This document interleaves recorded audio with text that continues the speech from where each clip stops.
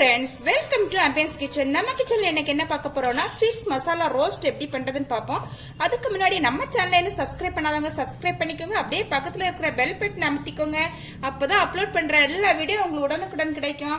இது பாத்தீங்கன்னா சப்பாத்தி அப்புறம் ரைஸ் கூட ரொம்ப நல்ல அட்டகாசமான காம்பினேஷன் சூப்பரா இருக்கும். வாங்க எப்படி பண்ணலாம்னு பாப்போம்.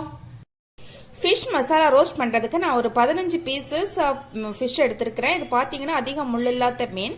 இதில் வந்து 1/4 டீஸ்பூன் மஞ்சள் தூள் சேர்த்துக்கலாம், 1/2 teaspoon chilli powder, 1/2 teaspoon garam masala, 1/2 teaspoon உப்பு, 3/4 டேபிள் ஸ்பூன் லெமன் ஜூஸ் சேர்த்து இதை நல்லா கலந்து வச்சுக்கலாம். இப்போ நல்லா கலந்தாச்சு. இது 1/2 மணி நேரம் அப்படியே இருக்கட்டும். மீன் 1/2 மணி நேரம் நல்லாவே ஊறிடுச்சு. இப்போ நான் ஒரு கடாய் அடுப்பில் வச்சிருக்கிறேன். அதில் 3 டேபிள் ஸ்பூன் எண்ணெய் விட்டுக்கிறேன்.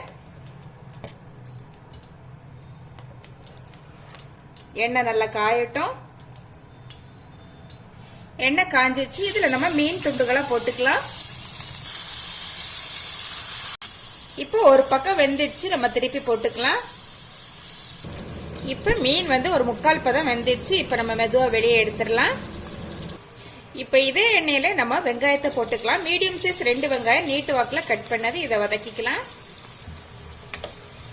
இது கூடவே ஒரு பச்சை மிளகாய் போட்டுக்கலாம். வெங்காயம் ஓரளவு வதங்கிடுச்சு. இப்போ இது கூட நம்ம 1 டேபிள் ஸ்பூன் இஞ்சி பூண்டு கொஞ்சம் தள்ளி நறுக்கி வச்சது சேர்த்துக்கலாம். பேஸ்ட் கூட சேர்த்துக்கலாம்.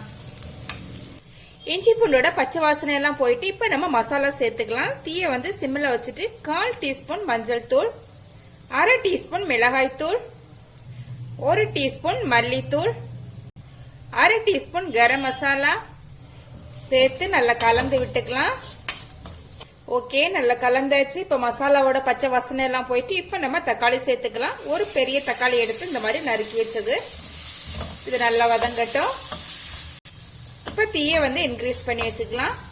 இப்ப தக்காளி நல்லாவே வதங்கிடுச்சு. இது கூட 1/4 கப் தண்ணி சேர்த்துக்கலாம். இப்போ இது கூட 1/2 டீஸ்பூன் உப்பு சேர்த்துக்கலாம். ஓகே, தண்ணி கொதிக்க ஆரம்பிச்சிச்சு. இப்போ நம்ம இந்த மீன் துண்டுகளை போட்டுக்கலாம். இப்போ மூடி போட்டு தீய சிம்மில் வச்சு ஒரு 5 நிமிஷம் ரோஸ்ட் பண்ணி எடுத்துக்கலாம். நடுநடுவா இதை கிளறி கொடுக்கணும். இருக்கட்டும். ஓகே, நம்ம ஃபிஷ் மசாலா இப்போ ரொம்பவே சூப்பராக ரெடி ஆயிடுச்சு. 5 நிமிஷம் ஆயிட்டு. இப்போ கொஞ்சமா நம்ம மிளகுத்தூள் சேர்த்துக்கலாம். 1/4 டீஸ்பூன் மிளகுத்தூள். நான் வெள்ளை மிளகு தான் சேர்த்துக்கிறேன். நீங்க கருப்பு மிளகு இருந்தாலும் சேர்த்துக்கலாம், ஒன்றும் பிரச்சனை இல்லை. இப்ப கலந்து விட்டுக்கலாம். கொஞ்சமா கருவேப்பிலை தூவி நம்ம ஃபிஷ் மசாலா இறக்கிக்கலாம். ஓகே ஃப்ரெண்ட்ஸ், இந்த ரெசிபி உங்களுக்கு பிடிச்சிருந்தா ஆம்பியன்ஸ் கிச்சனை சப்ஸ்கிரைப் பண்ணி லைக் பண்ணி ஷேர் பண்ணி கமெண்ட் பண்ணுங்க. மீண்டும் நல்லதொரு ரெசிபியோட சந்திக்கிறேன். பாய் பாய்.